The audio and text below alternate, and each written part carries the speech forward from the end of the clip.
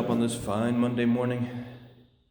So it's been sitting all weekend, and this differential is just pouring out. I stuffed the rags into there to try to keep the oil from getting on the brake lining, but looks like that failed. It's just dripping all over the floor. It looks like they just put used motor oil in there. And now I'm going to drain it all out and start fresh. My father was asking me why I didn't put any bracing on the frame when I took it all apart. Basically, it comes down to the fact that with the repairs that were there already, I don't think anything's lined up anyway. So I'm going to have to do a lot of fitting and guessing where things go. These Austin Healeys have are notorious for sagging when you put that monster engine in on that box steel for a frame. It bends. It's not like a unibody. So the door gaps, I've heard stories of guys finishing their project, driving it out on the road, and their perfect door gaps end up with the doors not being open because the top pinches.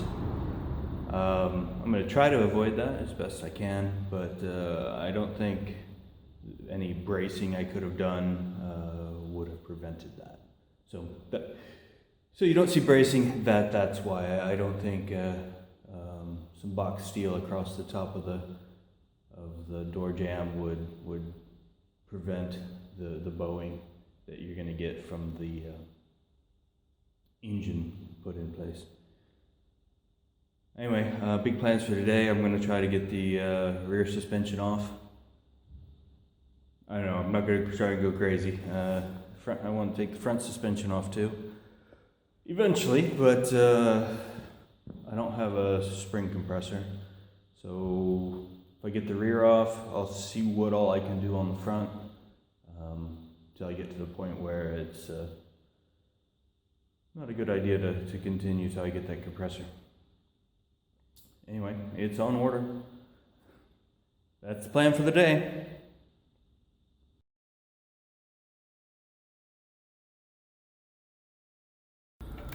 So I'm here under the car. I wanted to film this because I don't think anyone's going to believe me.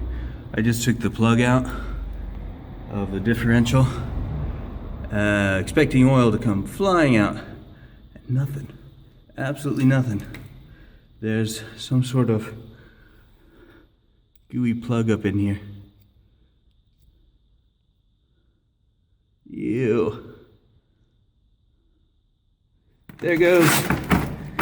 Woo! Disgusting. Oh, that's slimy stuff.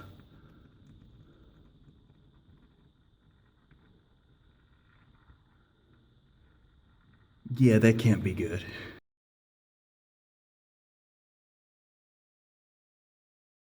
Well, it's break time, so I thought I'd give you an update.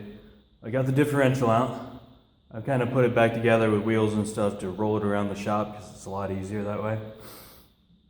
What a pain. Getting the shocks off, oh my god. There's one nut and bolt set that is nearly impossible to get any tool on. One on each side. And then, it's rusted, so it's really hard to get out. Anyway, finally got it off.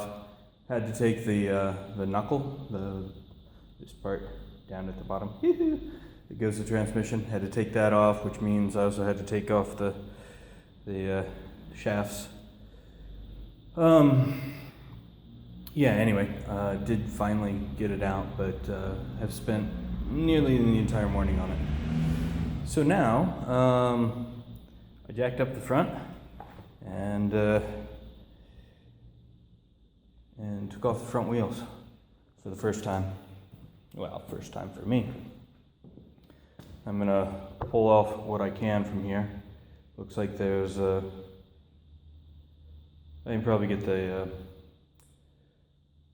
calipers off and the brake rotor and some stuff like that, some sway bars and things, before I need the spring compression tool, which everybody is scared of. So when I get it, I'll work with caution. I've learned some things.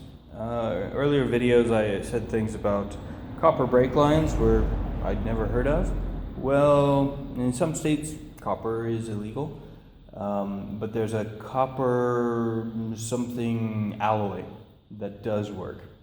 I think these might be them. This one that's connecting to the caliper there has a AH spares sticker on it, so it's not from the hardware store. So I'm surprised by that. That's a good thing. You know, brakes are very important. No matter how fast you go, you got to stop. So I'm glad whoever was working on it did the right thing there. What else did I learn? I don't know. In the you can't see it now, but I said on the big Healeys, on the later models, there were two throttle cable, well, a throttle cable that forked off into two. I learned through parts catalogs that is not actually true. That is the choke that splits off in two. Mine just has one really long cable that goes to one of the carbs. Anyway, trying to correct things as I go along, as I noted them. Anyway, I'll see how far I can get today, but I think it's tea time.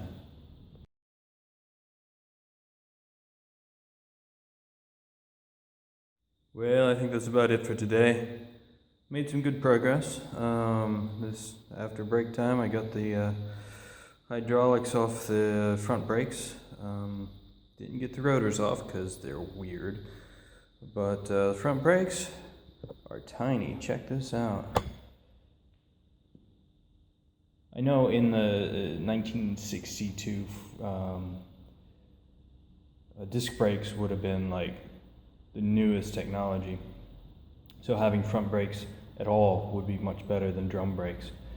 But these brake pads, this is brand new, but they're just tiny little things.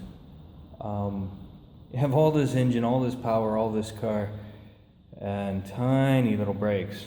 Wow. Now getting the rotor off, that's a whole nother story. It's deep inside this, inside where the wheel goes, the wire wheel thing. Deep inside there is a king nut with a cotter pin on it. And there's a tiny little hole in the top there. You can see it, just there, big finger, right there. So you fish the cotter pin out, and you got to get down in there with a socket. It looks to be a 1-inch nut, but I don't have a 1-inch socket. Problem is, I'm in Europe. I'm gonna try. I'm gonna go get a 25 millimeter, which should be half a millimeter too big, if Google did the translation for me correctly. And hopefully I'll get that down in there, and it's big enough. It should match up and pull it out. So you have to take the whole bearing and wheel assembly off to get to the rotor. Rotor. Sorry, I've been in computers too long. To get the rotor off. It's just crazy. I did manage to get the front sway bar off. Looks like at some point there was they rolled up on a bumper, on a parking bump or something, and bent some brackets up, but I got that off. All the bushings are just rotted, so. Anyway, that's it for the day. Time to go home. If you liked this video, click the like button below. If you want to come along on the ride as we complete this project, click the subscribe button. If you want to make sure Google reminds you every time there's a new video, click the alarm bell.